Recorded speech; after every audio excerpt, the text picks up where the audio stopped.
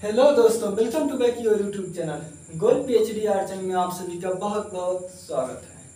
आज हम और आप जिस विषय पे चर्चा करने चल रहे हैं वो है कुषाण काल। देखिए, वह है आपका कुषाण काल। ठीक है, क्या है वो? वह है आपका कुषाण काल। देखिए, कुषाण काल का जो सबसे प्रतापी राजा हुआ था उसका नाम था कनिष्क। क्या नाम था? कनिष्क। यहाँ जो शासक हुआ था, शासक का नाम था कनिष्क। ठीक है, अब ये चला कब तक था ये भी तो हमें जानना चाहिए कि अब ये जो है कुषाण काल ये चला कब तक था। कुषाण काल या जो इनका शासन था तो ये 50 ईस्वी से 50 ईसा पूर्व से, समय देख लीजिए, ये है 50 ईसा पूर्व से 300 ईस्वी, यानी कि तीसरी सदी।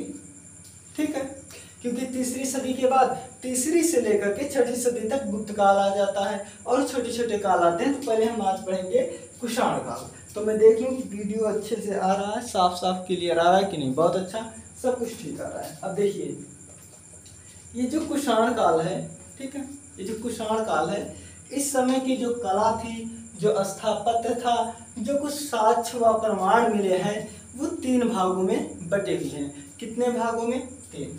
तो देख लेते हैं।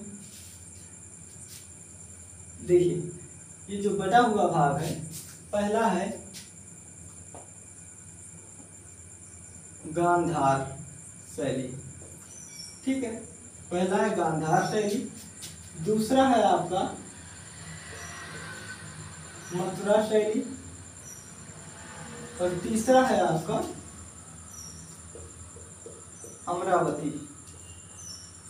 अमरावती शैली।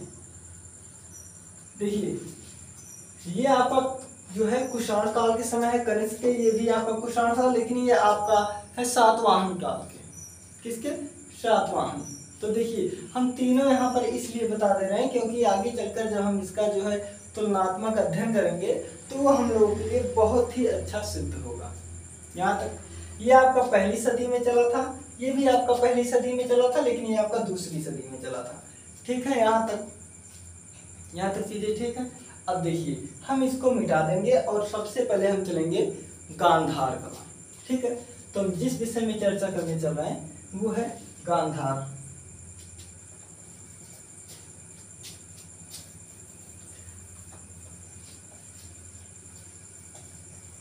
चलिए, तो हम यहां देखते हैं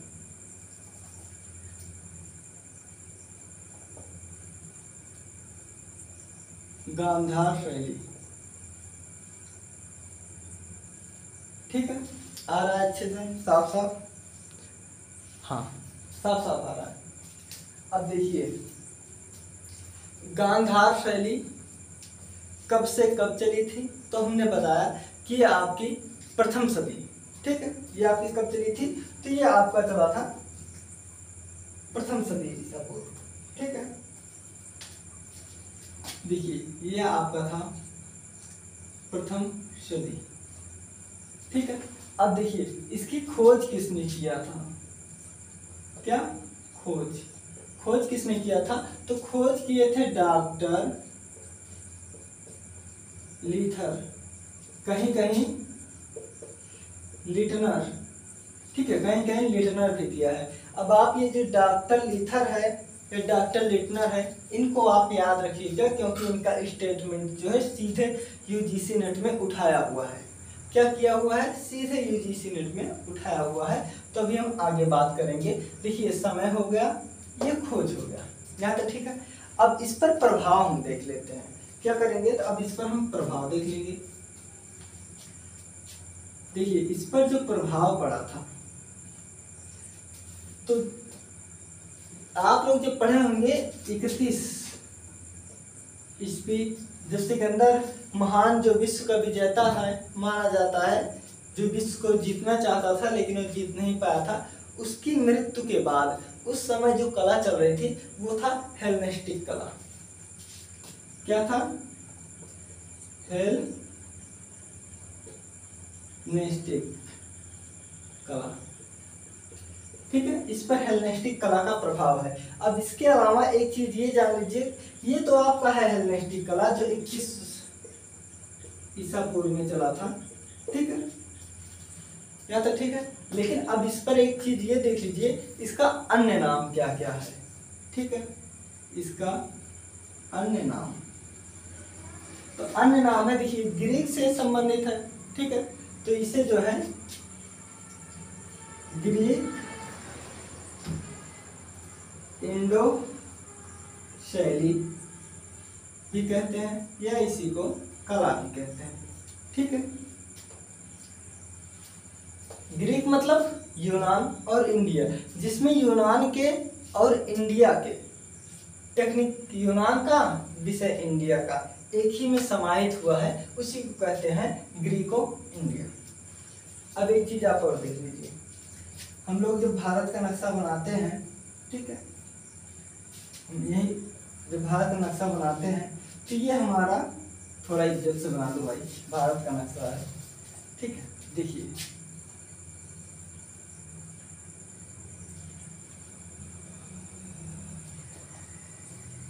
देखिए ये आपका है उत्तर दिशा।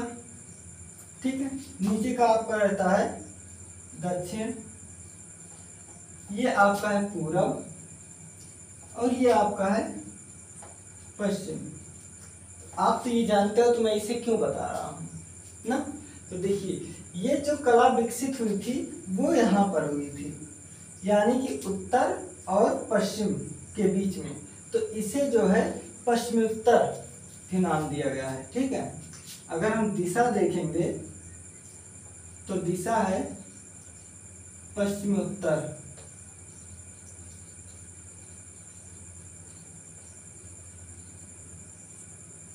पश्चिमोत्तर दिशा में। ठीक है, ये उत्तर है पश्चिम। देखिए पाकिस्तान अफगानिस्तान ही सब तो मिला था ना, तो वही पश्चिमोत्तर। ठीक है, आप एक एक चीज आराम से चलिए, क्योंकि ना तो हम बहुत धीमा बढ़ाएंगे और ना तो हम बहुत तेज। तो देखिए ये वर्तमान में काबुल, जिसे हम अफगानिस्तान, ठीक है, अफगानिस्तान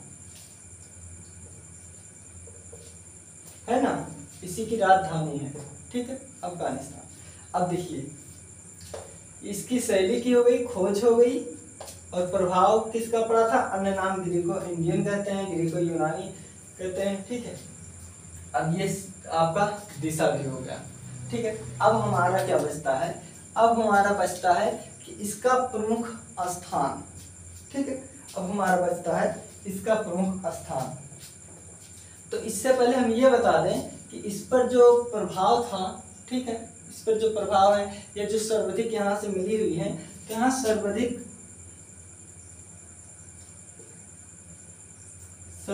प्रमाण किससे मिले हैं? बौद्ध धर्म से।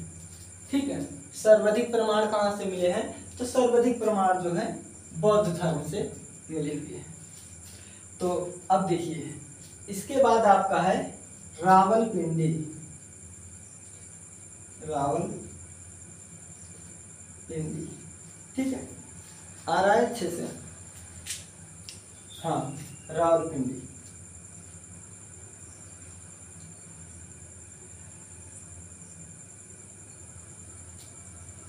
तक्षशिला,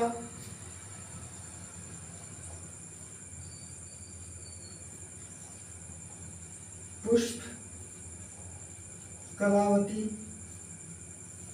तथा अन्य स्थान। ठीक है, ये जो है स्थान यहाँ से अधिकतर मिले हुए हैं।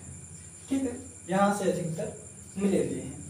अब एक चीज आप ये जान लीजिए, ठीक है, देखिए एक चीज ये जान लीजिए कि यहाँ पर जो मूर्ति पर प्रभाव था, किस पर? मूर्ति पर प्रभाव। देखिए मूर्ति पर प्रभाव, टेक्निक जिसे हम तकनीकी कहते हैं, तकनीकी। देखिए तकनीकी आपकी यूनानी थी, विषय आपका, ठीक है, विषय आपका भारतीय था। क्या? तकनीकी यूनानी थी, विषय भारतीय था, यानी कि ये जो है विदेशी से हम कह सकते हैं ना, विदेशी कह सकते हैं, विदेशी। तो अब आप ये बता दीजिए कि यही चीज जो है, किसी कलाकार का नाम बता दीजिए जिसका जो है विषय तो भारतीय था, ठीक है, विषय भारतीय था, लेकिन तकनीकी जो है ये विदेशी थी। बताइए किसी कलाकार का नाम। अरे ले लो ना नाम, राजा रवि वर्मा का, राजा रवि वर्मा। दूसरा अमृता शेरगिल,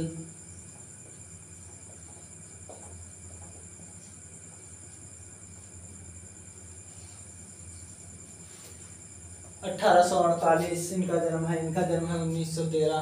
तो देखिए मैं इसे यहाँ पर क्यों बता रहा हूँ आपको, क्योंकि जब आप ऐसी चीजों को जब आप मिलता हुआ चले ना, तो आप एकदम कंफर्म होते हुए चलिए। तो देखिए यहाँ पर जो तकनीकी थी वो यूनानी थी, यानी विदेशी थी, भारत की हमारे है नहीं, और जो विषय था वो भारतीय था। यहाँ तक चीजें हो गई। अब देखिए, अब हम इसे मिटाएंगे, ठीक है, अब हम इसे मिटाएंगे, और इसे मिटाने के बाद अब हम देखेंगे आगे के। तो आप अगर पेन रखे होइएगा तो लिखते हुए चलिएगा, ठीक है। और बाकी चीजें हैं इसमें जो है, देखिए इसमें आपको 7 किताबों का जो है, 7 किताबों, ठीक है, 7 किताबों का निचोड़ दिया जा रहा है। 7 किताबों का जो है निचोड़ दिया जा रहा है इसमें। तो अभी आप देखिएगा, देखिए हम लोगों ने क्या क्या समझा। हम लोगों ने कनिष्क काल का जो गांधार चला था, प्रथम सदी ईसा पूर्व समझा। उसके बाद हमने समझा डॉक्टर लीथर ने इसकी खोज की थी, अभी उनके बारे में और पढ़ेंगे। इसके बाद हमने ग्रीक इंडिया जो पद्धति जो है, वो तकनीकी जो है वो विदेशी है, यानी कि ग्रीक है, और जो विषय है वो इंडियन है, ठीक है, हमने इसको पढ़ा। इसके बाद हमने पढ़ा कि भारत में किस स्थान से है, तो पश्चिमोत्तर साइड में है, यहाँ तक देखा। अब हम देखेंगे कि मूर्ति की पहचान, गांधार शैली की मूर्ति के, पहले हम रंग पढ़ेंगे, ठीक है, मूर्ति के रंग, किसके? मूर्ति के। तो देखिए जो सबसे ज्यादा पेपर में आता है वो है स्लेटी कलर, काला कलर, हम रंग लिख दे रहे हैं, ठीक है, रंग, काला रंग और ग्रे रंग। अब देखिए, आप अब बहुत अच्छे समझेंगे। देखिए ये ग्रे रंग कैसे बनता है, तो ग्रे रंग जो है सफेद और काला के मिश्रण से बनता है, ग्रे रंग बनता है। अब यहाँ पर काला भी है, ग्रे भी है, स्लेटी भी है, कहीं कहीं ग्रे स्लेटी भी लिखा होता है। तो ये तो आपका हो गया रंग, ठीक है, क्या हो गया, ये आपका हो गया रंग। अब इसके बाद जो है श्वात, देखिए श्वात घाटी नदी के पत्थरों से बना भूरा, हल्का भूरा, ठीक है, हल्का भूरा रंग, भूरा रंगों से।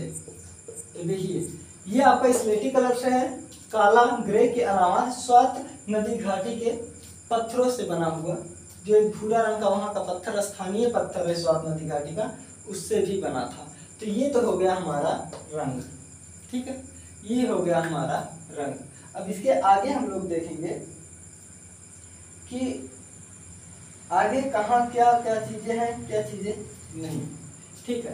तो देखिए अब इसके अलावा हम देखेंगे कि गांधार शैली, ठीक है, हमने आगे पढ़ा था कि इस पर प्रभाव जो पड़ा था, प्रभाव पड़ा था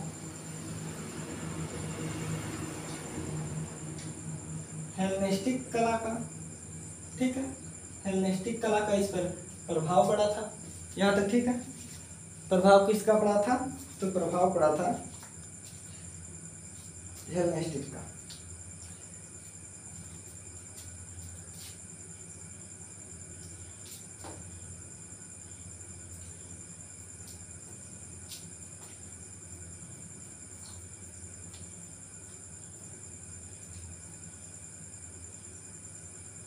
देखिए हम लोगों ने रंग पढ़ लिया, स्वात नदी घाटी से प्रभाव हेलेनिस्टिक, क्या हेलेनिस्टिक कला का प्रभाव पड़ा था। ये इस समय पीरियड जो था वही था ईस्वी 31 ईसा पूर्व, ठीक है, यानी कि सिकंदर जो महान जिन्हें हम कहते हैं उन्हीं के मृत्यु के आसपास जो है ये चीजें थी। यहाँ तक हो गई।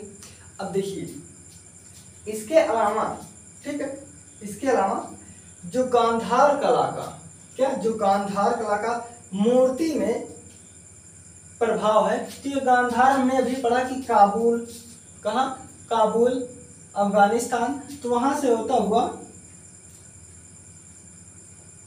पाकिस्तान, ठीक है, पाकिस्तान जो हम वर्तमान लिख दे रहे हैं, ठीक है, वर्तमान पाकिस्तान से संबंध गांधार शैली का, ठीक है, गांधार शैली का रहा है, ठीक है। देखिए यहाँ पर जो है कलाकार को जातक कथा पसंद नहीं थी, क्या यहाँ के कलाकारों को, देखिए यहाँ के कलाकारों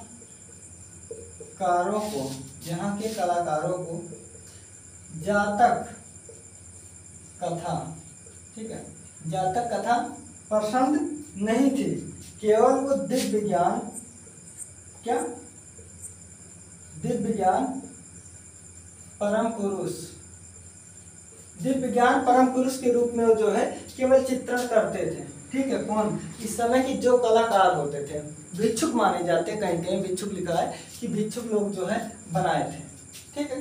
तो यहाँ के जो कलाकार थे उन्हें जातक कथा से कुछ भी लेना देना नहीं था, केवल वो दिव्य ज्ञान परम शरीर को जो है परम पुरुष के रूप में मानते थे। ये महायान शाखा, महायान पंथ कहलाता था, ठीक है, जो महायान पंथ जो है कहलाता था। यहाँ तक चीजें ठीक हुई, हम रंग देख लिए और हेलेनिस्टिक कला का प्रभाव था ही। इसके पहले हमने आपको बताया कि ग्रीक कला का और इंडिया का दोनों का विषय से संबंधित थे। अब देखिए वर्तमान से जो संबंध है वो गांधार शैली का जो है कहाँ से है, तो पाकिस्तान से है, ठीक है। और यहाँ के कलाकार जातक से कोई संबंध नहीं था। आप जानते हैं कि 547 जातक है, यहाँ इन्हें इससे कोई संबंध नहीं था, केवल इनको दिव्य ज्ञान परम पुरुष के रूप में जो है यहाँ के कलाकार जो है बांटे हुए हैं, जो इनका ये चित्रण जो है महायान पंथ कहलाया। यहाँ तक ठीक है। अब हम मिटाते चलो, ठीक है।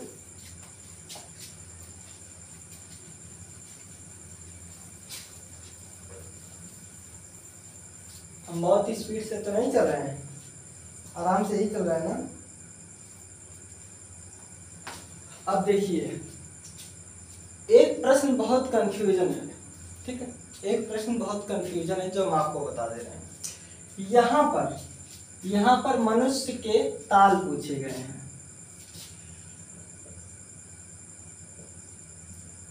मनुष्य कितने ताल का दर्शाया गया है, ठीक है, मनुष्य कितने ताल का दर्शाया गया है। अब जवाब सुनिए, देखिए 5 ताल,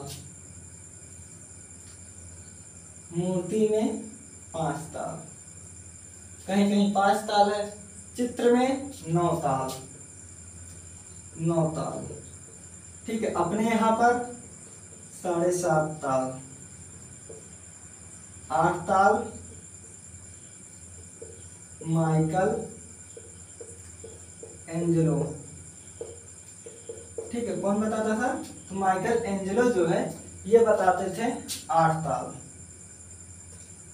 देखिए अब एक चीज देखिए, जब मनुष्य पूछा जाएगा जो हम लोग हैं, ठीक है, जो हम लोग हैं, तो हम लोग 7.5 ताल के हैं, और 8 ताल का जो है माइकल एंजेलो बनाते थे। 8 ताल का पुनर्जागरण काल के कलाकार थे, उच्च पुनर्जागरण काल के कलाकार से 1447 में इनका जन्म हुआ था, इटली में जन्म हुआ था। ये मूर्तिकार, चित्रकार और वास्तुकार थे।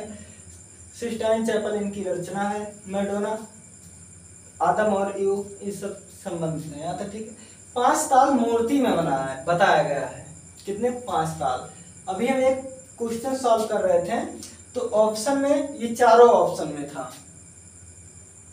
ठीक है, ये चारों ऑप्शन में था, लेकिन ध्यान देने वाली बात क्या है, लिखा गया था कि मूर्ति में मनुष्य के कितने ताल दर्शाया गया है। किसमें? मूर्ति में मनुष्य के किसमें ताल दर्शाया गया है। तो उस समय जो अध्यापक या अध्यापिका जो सही करा रही थी वो 9 करा रही थी, लेकिन मैं क्या करता हूँ, देखिए जैसे मान लीजिए हमें किसी बुक में 5 मिला है, तो मैं अपने नोट्स में ऐसे यहाँ पर जो है, जैसे ये हमारे जिस बुक में 5 मिला है उस बुक का नाम है भारतीय मूर्ति कला एवं स्थापत्य कला, और इसके लेखक हैं भारती जी। ठीक है, लेखक कौन है? लेखक है भारती जी। तो मैं क्या करता हूँ, जो नया मिलता है वहां पर नाम लिख लेता हूँ कि कहाँ से लिया गया है। जैसे जब मैं इसे सॉल्व कर रहा था और मैंने 5 ताल बताया, लेकिन जो अध्यापक पढ़ा रहे थे वो 9 ताल बताए थे, तो हमने अपना नोट्स खोला और उनको फोटो खींच के दिया कि जो भारती जी हैं इनके बुक में जो है इतना दिखाया गया है। ठीक है, कि हमने बताया कि जो भारती जी हैं उनके बुक में जो है इतना बताया गया है। तब टीचर ने कहा कि बेटा जिस बुक से मैं पढ़ा रही हूँ उसमें 9 ताल सही कराया गया है। ठीक है, उसमें 9 ताल सही कराया गया है। तो हमने कहा ठीक है भाई, आप भी अपनी जगह ठीक हो, लेकिन मेरा जो बुक रहता है ना वो ऑथेंटिक बुक रहता है। हम इधर उधर वाले बुक से न तो पढ़ते हैं न तो किसी को पढ़ने के लिए सलाह देते हैं। तो देखिए, अगर ताल पूछेगा गांधार शैली में कितने ताल का बना है, तो आप ताल क्या बताएंगे? आप 5। ठीक है, आप 5 वाले को प्रमुखता देंगे, इसलिए हम इसे मिटा दे रहे हैं। ठीक है, आप किसे देंगे? 5 ताल। प्रमुखता आप किसको देंगे? 5 ताल। ठीक है, मूर्ति कितने ताल में बनाया गया है? तो 5 ताल। यहाँ तक चीजें ठीक है, 5 ताल तक। अब देखिए, अब हम पहले बुद्ध से संबंधित बात कर लेते हैं। बुद्ध, ठीक है, एक है पदम पाणी, पदम पाणी बुद्ध, एक है मैत्रेय बुद्ध। ठीक है, और एक आपका है, एक क्या है? पदम पाणी, मैत्रेय बुद्ध, और गुफा नंबर 1 में और है, बताइए कौन सा है? गुफा नंबर 1 पदम पाणी के साथ साथ एक और है,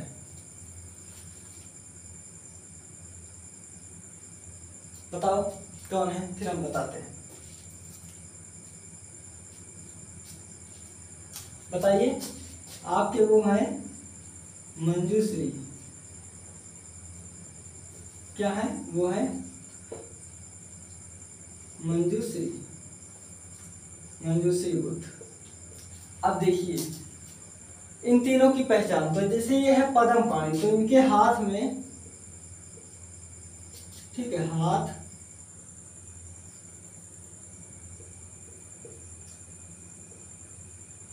में कमल पुष्प रहेगा। किसके? देखो पदम पाणी से अब देखिए मैत्र से आप मित्र याद कर लीजिए, क्या मैत्र से मित्र। अब जब मित्र होंगे तो आप एक नमकीन लेते हो, उसी में सब खा लेते हो, एक कोल्ड ड्रिंक बोतल लेते हो, तुम पी लो तुम पी लो तुम पी लो, सभी लोग पी लेते हैं ना। तो ऐसे ही मित्र में बंटवारा किसी चीज का नहीं होता है, एक रहेगा, एक ही में सब मिल बांट कर खा लेते हैं। तो मित्र में जो है दिखाया जाएगा सुराही, हाथ में सुराही, ठीक है, क्या हाथ में सुराही। अब बची मंजूश्री। तो देखिए मंजूश्री मतलब ये जानिए कोई मंजू नाम की कोई लड़की है और वो पढ़ने जाती है, ठीक है, बेटी बचाओ बेटी पढ़ाओ।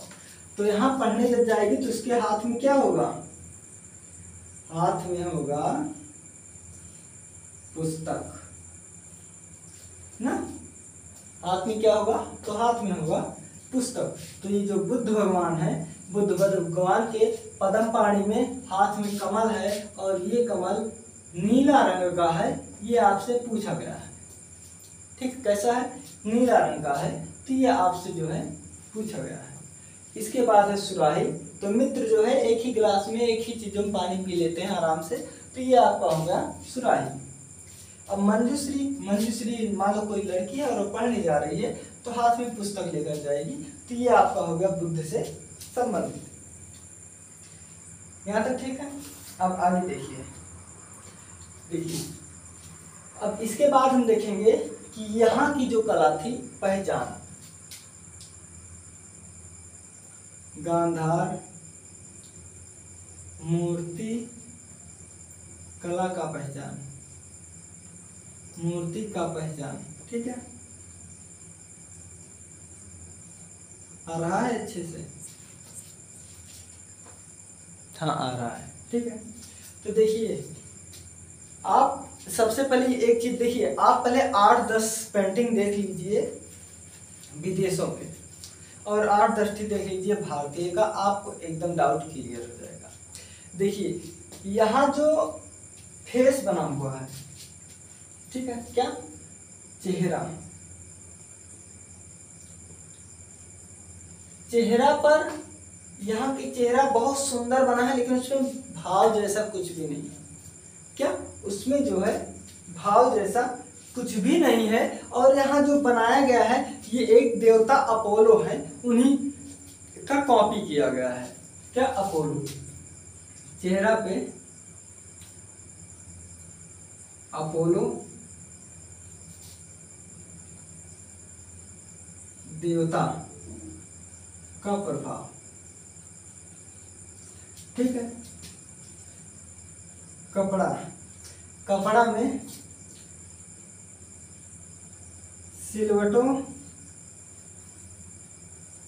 कपड़ा में सिलवटों में पारदर्शिता, ठीक है, सिलवटों में जो है जैसे कपड़ा है, जैसे जहां जहां ये कपड़ा मोड़ नहीं रहा है मुंह पर, तो ऐसे ऐसे बहुत प्लेट कर करके बनाए हुए हैं, यहाँ तक ठीक है।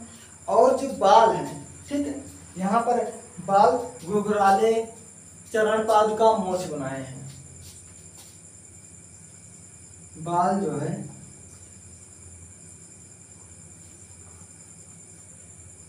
बाल घुघराले चरण पादुका, चरण पादुका व मूछ, मूछ बनाए हुए हैं, क्या मूछ, ठीक है, यहाँ तक हो गया। बाकी चीजें आप जान रहे हो कि आप अगर देखोगे ना तो आप देखते ही पहचान जाओगे कि ये जो है भारत का ही है, ठीक है। अब हम देख लेते हैं कि यहाँ अब हम संग्रहालय देखेंगे, ठीक है, क्या देखेंगे, तो अब हम जो है संग्रहालय देखेंगे, ठीक है। देखिए एक चीज और जान लीजिए, 2020 में बुद्ध की एक प्रतिमा रही है, ठीक है, 2020 में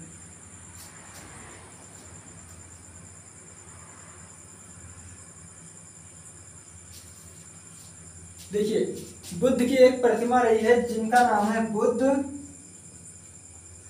शाक्य मुनि। क्या? बुद्ध शाक्य मुनि। ये 48.3 करोड़ में नीलाम हुआ। ठीक है, ये कितने में? देखिए बुद्ध शाक्य मुनि का 2020 में जो है नीलाम हुआ था 48.3 करोड़ में। कब हुआ था? 2020 में हुआ था। बुद्ध की शाख, यहाँ तक ठीक है। अब हम इसे मिटाएंगे।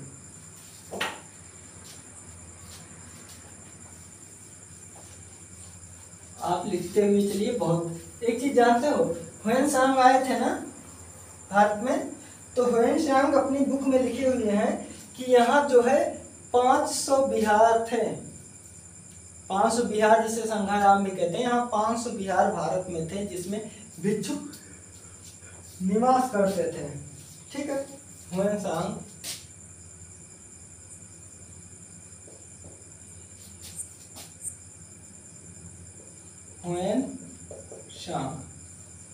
ह्वेनसांग जो है अपने पुस्तक में लिखते हैं कि भारत में 500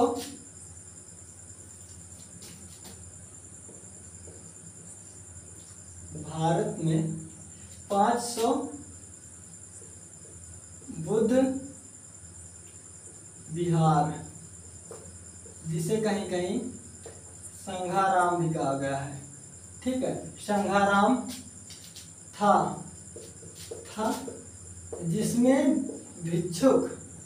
जिसमें बौद्ध भिक्षुक रहते थे।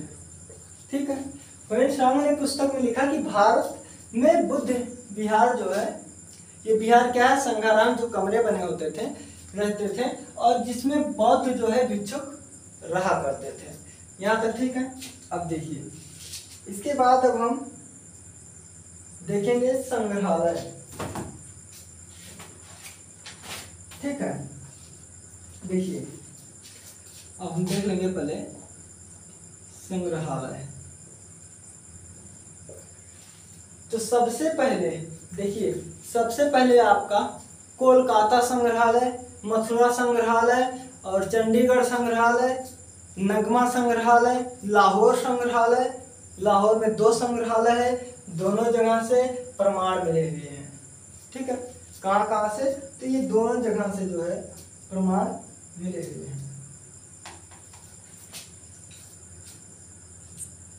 देखिए तो पहला है पेशावर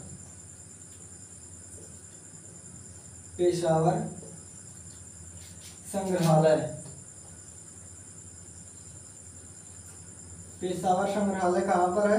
तो ये आपका है लाहौर। यहाँ से कितने मिले हैं? तो यहाँ से आपके मिले हैं 50,000 शिल्प। ठीक है, कहाँ से? पेशावर संग्रहालय लाहौर से 50,000 शिल्प मिले हैं। किसके शिल्प मिले हैं? तो ये आपके बुद्ध के मिले हैं। और ये किस बुक में है? तो ये आपके भारती जी के बुक में है।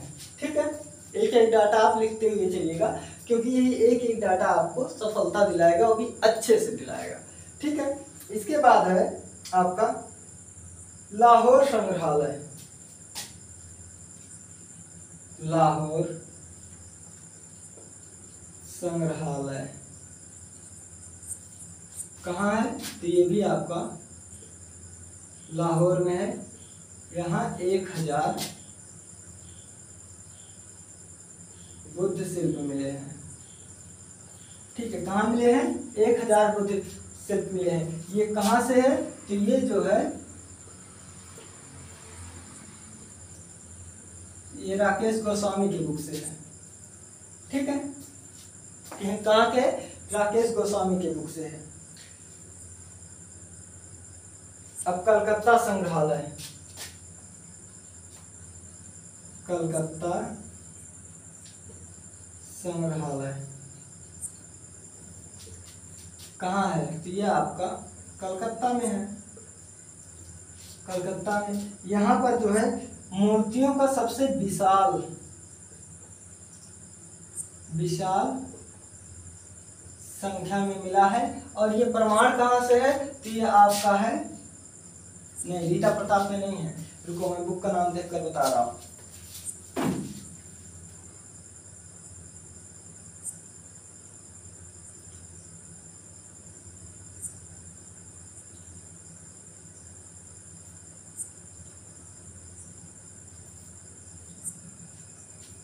Krishna Mohan Bhatt,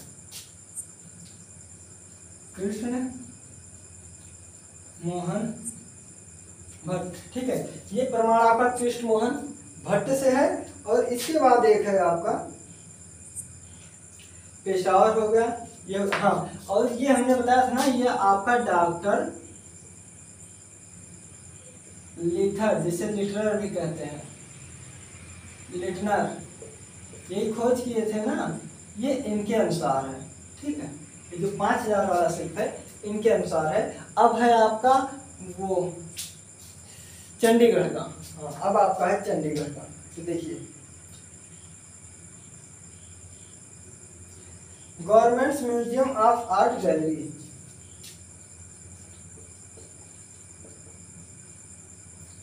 government museum of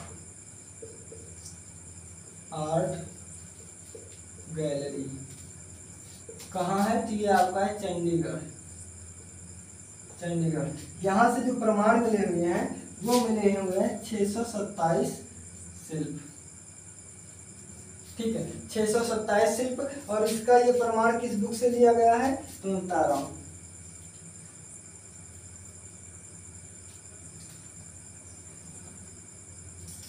Gita रघुवीर, ठीक है, ये गीता रघुवीर एक वो है लेखक है, ये उनके बुक से जो है लिया गया है, ठीक है। इसके बाद है राजकीय संग्रहालय मथुरा, राजकीय संग्रहालय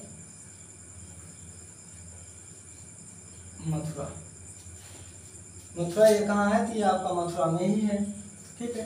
कलकत्ता का हो गया, मथुरा का हो गया, चंडीगढ़ का हो गया। हाँ अब आपका बचा राष्ट्रीय संग्रहालय नई दिल्ली,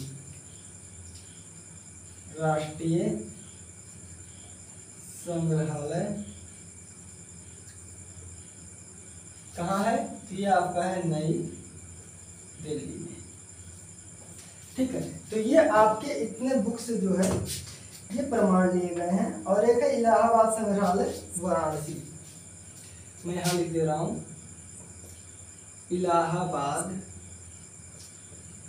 संग्रहालय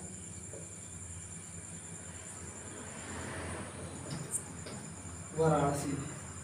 अब एक चीज देख लीजिए, ये तो हमने 1 2 3 4 5 6 7 संग्रहालय लिखा दिए, ठीक है, 7 संग्रहालय बता दिए, लिखा दिए, जिसके लिए हमें खुद अपने नोट्स का सहारा लेना पड़ा, ठीक है, जिसके लिए हमें खुद जो है नोट्स का अपने सहारा लेना पड़ा, ठीक है।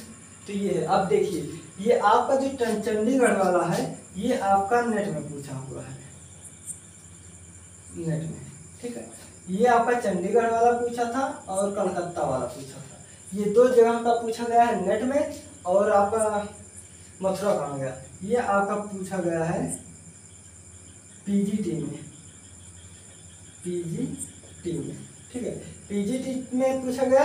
और ये राजकीय संग्रहालय ये तो आपका टीजीटी में पूछा ही जाता है, ठीक है। तो आप देखिए ये मैं आपको जो एक डाटा लिखाया हुआ हूँ कि 50,000 शिल्प डॉक्टर लिथर जिसने खोज किए थे गांधार शैली में, इनके अनुसार है, ठीक है। कितने? 50,000 शिल्प कहाँ? पेशावर संग्रहालय में रखे हुए हैं। और लाहौर संग्रहालय में 1000 मूल शिल्प है जो राकेश गोस्वामी के बुक में लिखा गया है, ठीक है। और कलकत्ता संग्रहालय जहाँ विशाल संख्या में लिखा गया है कृष्ण मोहन भट्ट के बुक में लिखा गया है। गवर्नमेंट्स म्यूजियम ऑफ आर्ट वैदिक चंडीगढ़ में 627 शिल्प गीता रघुवीर के पुस्तक में लिखा गया है। ये भी लिखे, यही भारतीय मूर्तिकला का इतिहास इनका भी है। और राष्ट्रीय संग्रहालय इलाहाबाद संग्रहालय में कुछ अवशेष हैं, लेकिन गणना यहाँ पर नहीं दिया गया, जैसा कि इन 3 के जो है गणना दिया गया है, ऐसा नहीं दिया गया है। तो देखिए हम एक बार देख लेते हैं कि होनसांग की पुस्तक लिखे थे, उसमें भारत में 500 बुद्ध विहार इन्होंने बताया कि संघाराम यहाँ पर है, जिसमें बौद्ध निवास करते थे। इसके बाद पेशवार संग्रहालय में 50,000 मोर शिल्प मिले हैं, जो डॉक्टर लीथर के अनुसार है। इसके बाद लाहौर संग्रहालय में 1000 मिला है, जो राकेश गोस्वामी के पुस्तक में है। इसके बाद कलकत्ता संग्रहालय कलकत्ता में विशाल संख्या में मिला है, जो कृष्ण मोहन भट्ट अपनी पुस्तक में दर्शाते हैं। देखिए ये लोग जो लिखे हुए हैं ना, ये लोग इसी और PhD किए हुए हैं, ठीक है, तो उसी में अपने अपने साक्ष्य दिए हुए हैं। और नेट में पूछा गया क्वेश्चन है government museum of art Delhi तो 627। तो देखिए ये अब की बार आया था 2025 जून में, जून में। अगर आप ध्यान दिए होंगे तो ये आपको मिला होगा यहाँ तक, ठीक है। अब हम इसे मिटाएंगे और अब इसके बाद हम लिखेंगे विद्वान व उनके कथन। ठीक, अब हम क्या लिखेंगे, विद्वान व उनके कथन। तो देखिए जो पहला कथन है ना, पहला कथन है कि गांधार शैली का उत्कर्ष जो है एकाएक हुआ है, ना कि क्रमबद्ध तरीके से। हाँ, और इसे साक्ष्य प्रमाण कौन दिए हैं, तो E.V. हैवेल और वो आनंद कुमार स्वामी दिए हैं। तो ये क्या कहते हैं कि ये कहते हैं कि मथुरा शैली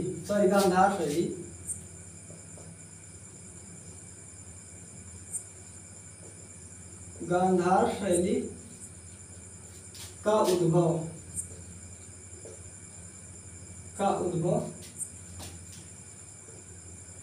एकाएक हुआ है, या अचानक हुआ है, या अपने चरमोत्कर्ष पर हुआ है। ठीक है, तो गांधार शैली का उद्भव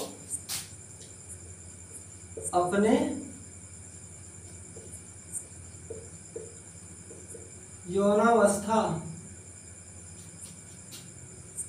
में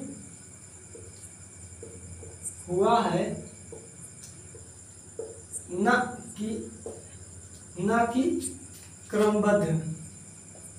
कि क्रमबद्धता से। ठीक है, गांधार शैली का उद्गम अपनी यौनावस्था पे हुआ है, चरमोत्कर्ष पर हुआ, ना तो क्रमबद्ध तरीके से। और ये कहे कौन है, ये आपके जो है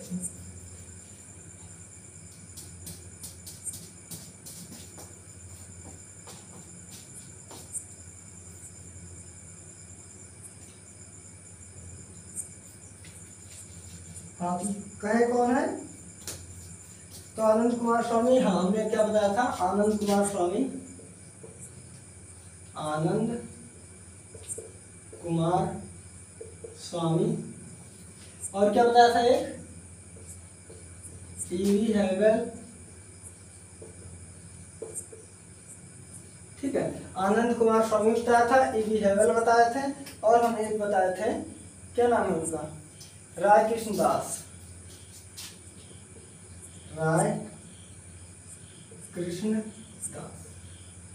ठीक है, गांधार शैली का उद्भव जो है, जो उसके साक्ष्य मिले हैं, वो अपने चरमोत्कर्ष पे है, ना कि क्रमबद्ध। अब देखिए क्रमबद्ध का मतलब, जैसे देखिए, जैसे एक मकान बनाए, 1 ईंट 2 ईंट 3 ईंट 4 ईंट 5 ईंट ऐसे कर एक मकान जो है तैयार हो गया। ठीक है, मकान तैयार हो गया एक, तो ये क्रमबद्ध है कि एक एक एक एक करके ये क्रमबद्ध है। लेकिन एक आप चले जाओ, देखिए आप चले जाओ ताजमहल देखिए। ठीक है, तो ताजमहल कब बना ये तो आप नहीं देखे ना, तो आप अभी जो आंख से देखोगे वो उसका एक विशाल रूप देखोगे।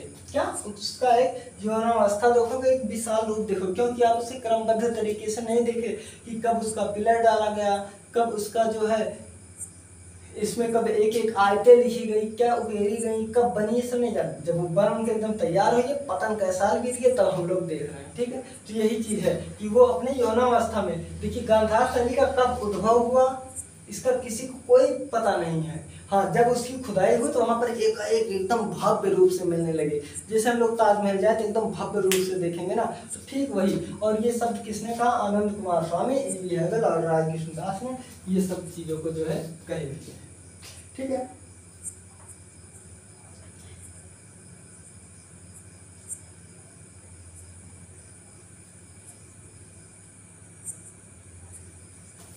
एक और स्टेटमेंट है कि सर्वप्रथम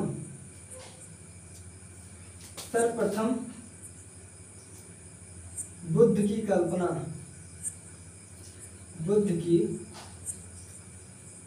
प्रतिमा की कल्पना। ठीक है, सर्वप्रथम बुद्ध की प्रतिमा की कल्पना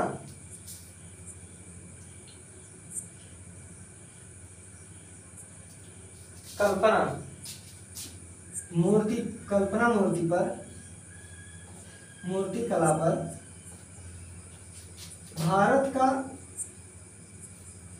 भारतीय प्रभाव नहीं है। ठीक है, देखिए इसका मतलब जो गांधार शैली में जो मिला हुआ है प्रतिमा, इसमें भारतीय प्रभाव नहीं है। तो भारतीय प्रभाव कहाँ है? तो आपके मथुरा में है। तो ये स्टेटमेंट जो है किसने दिया हुआ है? तो ये स्टेटमेंट आपकी किसने दिए हुए हैं? तो ये दिए हुए हैं सर जॉन मार्शल और विंसेंट स्मिथ।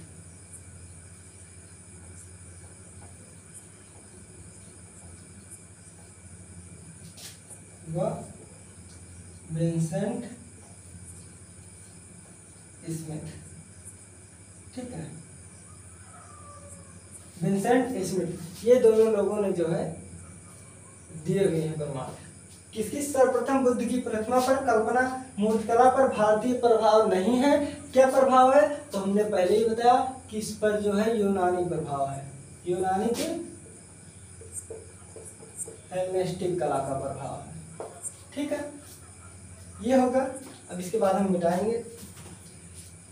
देखिए हम लोग आराम से चल रहे हैं एक। हाँ, अब मैं तुम्हें ये भी बता दूं कि ये साक्ष्य कहाँ है। ये रीता प्रताप की बुक में शायद नहीं है। हाँ, ये रीता प्रताप की बुक में शायद नहीं है। तो मैं कहाँ से पाया हूँ वो बता रहा हूँ। ये आपकी जो है भारती जी की बुक से है। और यहाँ पर जो ये आपकी कृष्ण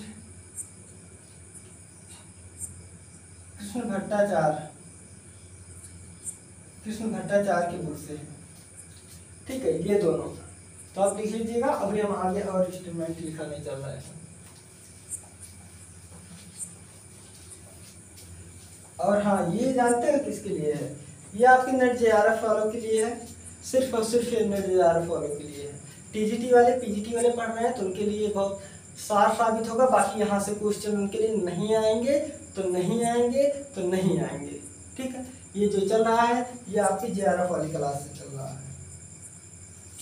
यहाँ तक ठीक है।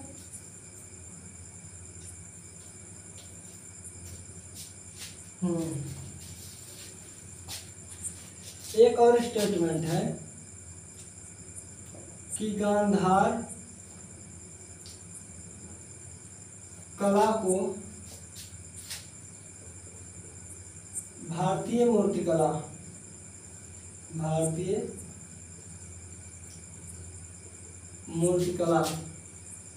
में गिनना नहीं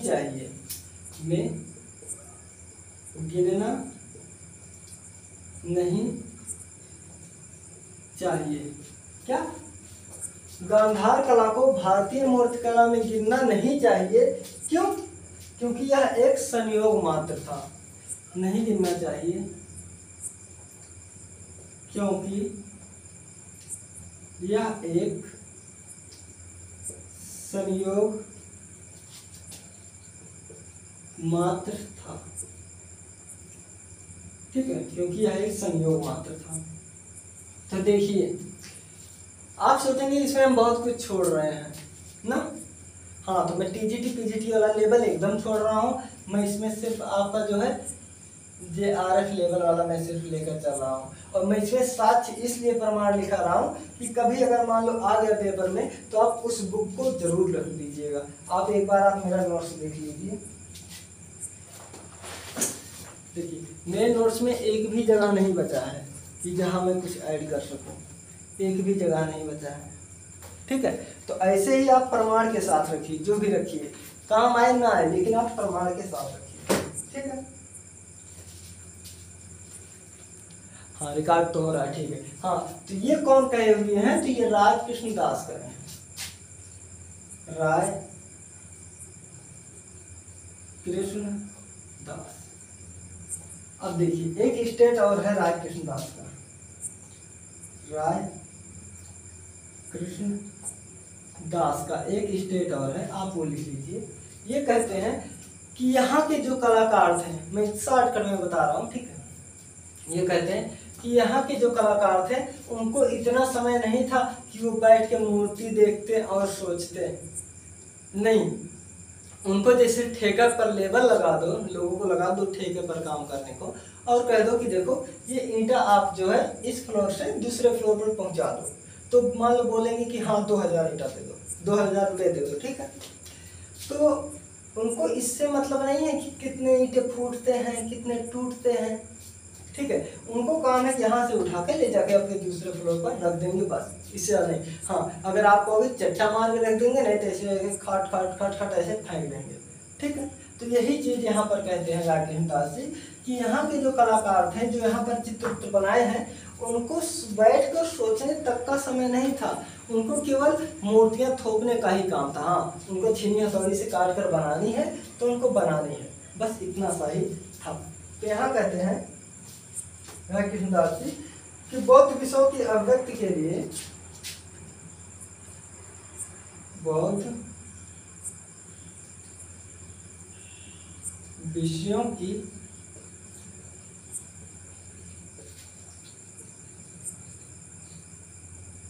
अभिव्यक्ति के लिए,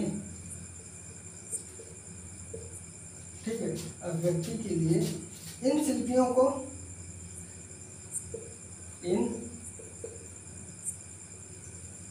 शिल्पियों को सोचने की जरूरत नहीं थी, को कल्पना की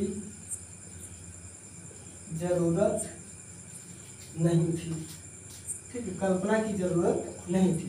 कहते हैं कि बौद्ध विषय की अभिव्यक्ति के लिए इन शिल्पियों को, यानी कि इन कलाकारों को जो मूर्तियां उकेरे हुई हैं, चित्र बनाए हैं, इनको सोचने समझने की, कल्पना करने की कोई जरूरत नहीं थी। क्यों? सिर्फ मूर्ति तैयार करनी थी, ठीक है, इनको सिर्फ मूर्ति तैयार करनी थी, इनको सिर्फ मूर्ति तैयार करनी थी।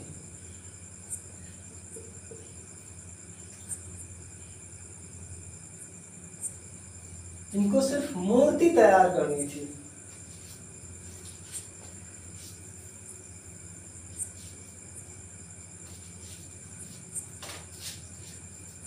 इनका काम सिर्फ, देखिए, बौद्ध विषयों की अभिव्यक्ति के लिए इन शिल्पियों को कल्पना की जरूरत नहीं थी, इनको सिर्फ मूर्ति तैयार करनी थी, इनको सिर्फ मूर्ति तैयार करनी थी,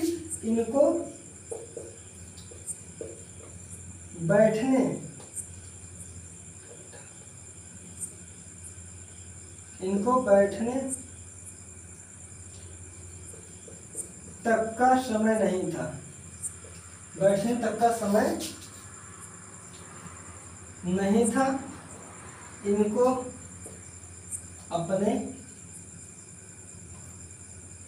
अपने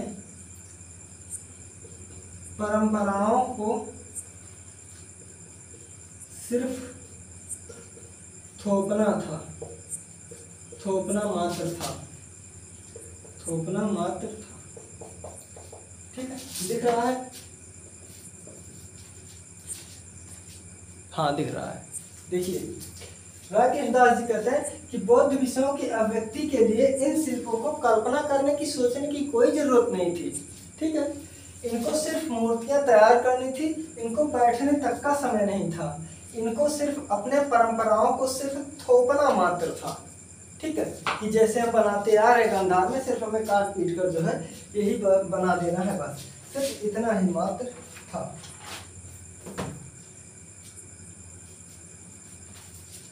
अभी एक नोट से लिख लीजिए,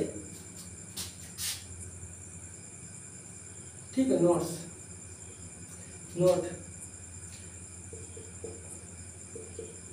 गांधार शैली कुषाण काल का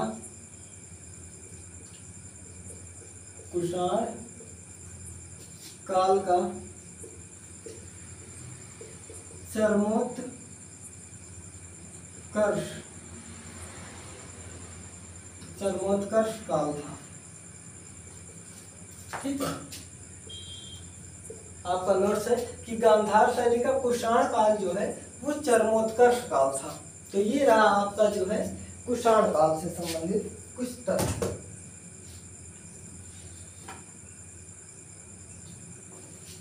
इस और एक लिख लीजिए कि इससे पहले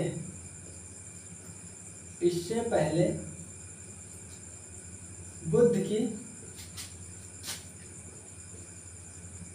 मूर्तियों का अभाव था,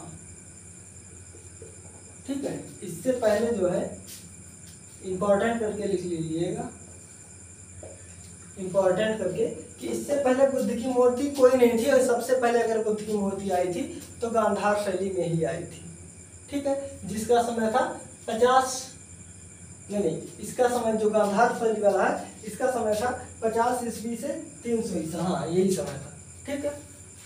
तो देखिए हम लोगों ने क्या क्या समझा। हम लोगों ने सबसे पहले समझा गांधार, एक बार रिवीजन कर लेते हैं, ठीक है। देखिए हम लोगों ने सबसे पहले गांधार शैली का कुषाण काल जो है आपका 50 ईसा पूर्व से 50 ईसा पूर्व से 300 ईस्वी तक था। शासक जो है वो कनिष्क थे। गांधार शैली की खोज जो है प्रथम सदी में हुई थी। किसने किए थे? डॉक्टर लीथर नामक विद्वान जो थे उन्होंने किए थे। वही विद्वान जो 5000 मूर्त शिल्प के प्रमाण बताए हैं कि यह पेशावर संग्रहालय लाहौर में है। अब ये गांधार शैली है कहाँ? तो गांधार शैली भारत के उत्तर और पश्चिम के बीच में यानी पश्चिमोत्तर में है, ठीक है। इस गांधार शैली पर प्रभाव कहाँ का है? तो हेलेनिस्टिक कला का प्रभाव है। जब सिकंदर मर जाता है जो वहाँ पर कला तब विकसित होती है मरने के बाद, वही प्रभाव था। और लिखा जाता है ऑप्शन में मिलेगा आपको ग्रीक इंडो, ठीक है, ग्रीक इंडो या यूनानी भारतीय प्रभाव यहाँ पर था। यहाँ के जो अगर हम मूर्ति की बात करेंगे कि मूर्तियों को कैसे पहचानेंगे, तो देखिए रंग के स्वभाव से यहाँ पर एक श्वेत नदी घाटी पर भूरे रंग के पत्थर से बना था, दूसरा काला से बना था, तीसरा ग्रे से बना था और चौथा आपका जो बना था वो शिष्ट से बना था, ठीक है। ये हो गया। अब यहाँ पर हम मूर्तियों को देखेंगे तो मूर्तियाँ बहुत सुंदरतापूर्ण बनी है। ये कपड़ों में अर्थार्थ दिया गया है, बाल घुघराले बाल बने हुए, चरण पादुका बना हुआ है, मोछ बने हुए हैं। तो ये सब चीजें जो है गांधार शैली के ही प्रमाण में आती हैं। अब अगर हम संग्रहालय की बात करेंगे तो संग्रहालय में हमने आपको बहुत अच्छे से बता दिया है कि संग्रहालय में लाहौर के पेशावर संग्रहालय में 50,000 मूल शिल्प डॉक्टर लीथर ने बताए हुए हैं जो खोज किए थे, ठीक। इसके बाद आपको कलकत्ता संग्रहालय में सबसे अधिक शिल्प बताया गया है। इसके बाद आपको जो है चंडीगढ़ संग्रहालय गवर्नमेंट म्यूजियम ऑफ आर्ट संग्रहालय जो चंडीगढ़ में है, यहाँ पर आपका जो बताया गया है वो आपका बताया गया है 627, हाँ यहाँ पर 627 मूल शिल्प बताए गए हैं। और इसके बाद मथुरा संग्रहालय में है, ठीक है, लाहौर संग्रहालय में है और राष्ट्रीय संग्रहालय नई दिल्ली में है, वाराणसी संग्रहालय में है, इलाहाबाद संग्रहालय जो वाराणसी में है। यह आपका हो गया संग्रहालय, ठीक है।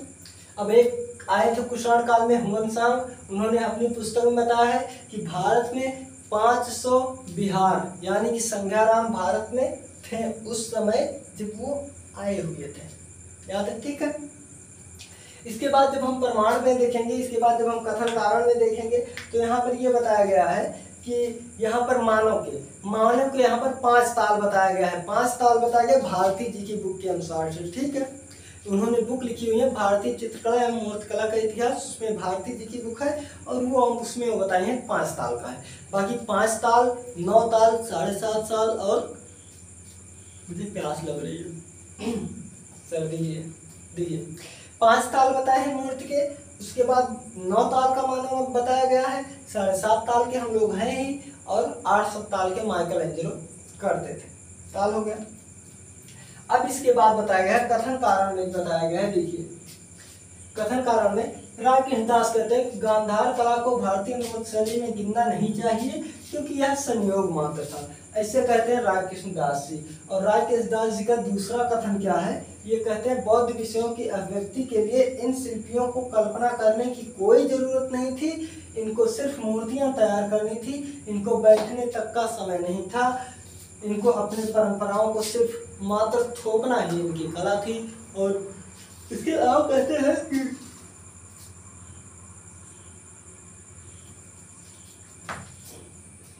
हाँ, इसके बाद कहते हैं जॉन मार्शल और विंसेंट स्मिथ कहते हैं कि सर्वप्रथम बुद्ध की प्रतिमा की कल्पना इस भारतीय प्रभाव पर नहीं पड़ा हुआ है। और मैं चीख कर कब से यही चीज कह रहा हूँ कि यहाँ पर जो है यूनान कला का प्रभाव पड़ा हुआ है, हेलेनिस्टिक कला का प्रभाव हुआ है, भारत का बिल्कुल नहीं पड़ा हुआ है। ऐसा कहते हैं जॉन मार्शल और स्मिथ जी। ठीक है, कौन कहते हैं? जॉन मार्शल और स्मिथ जी ऐसा कहते हैं। इसके बाद कहते हैं कि भारतीय कहते हैं कि गांधार कला जो है अपने चरमोत्कर्ष पर मिली है, इसका क्रमबद्ध कोई विज्ञान नहीं, क्रमबद्ध कोई प्रमाण नहीं है, क्रमबद्ध कहीं लिखित नहीं मिलता है। और इससे ऐसा कौन कहते हैं? ऐसा आनंद कुमार स्वामी कहते हैं, राय कृष्णदास कहते हैं और ई.वी. हेवल कहते हैं। ठीक है, ये रहा आपकी JRF वाली क्लास। ठीक है, ये रहा आपकी JRF वाली क्लास। तो इसमें आपकी जो है 7 किताबों को, ठीक है, 7 किताबों को संग्रहित करके चीजें बताया गया है। मैं एक बार और बता दूं कि इसमें जो बहुत कुछ चीजें छूटी हुई हैं वो आपकी TGT PGT वाले में है। अगर आप JRF की तैयारी कर रहे होंगे तो वो कॉमन चीजें आप जानते होंगे, इसी चीज को ध्यान में रखते हुए नहीं बताया गया। बाकी 1 घंटे हो चुके होंगे, तो आप अपना ख्याल रखना, अच्छे से पढ़िए। हम ऐसे ही मथुरा शैली और अमरावती शैली में वीडियो इसके बाद लेकर आएंगे, तो आप लोग अपना ख्याल रखना। Take care, have a good day.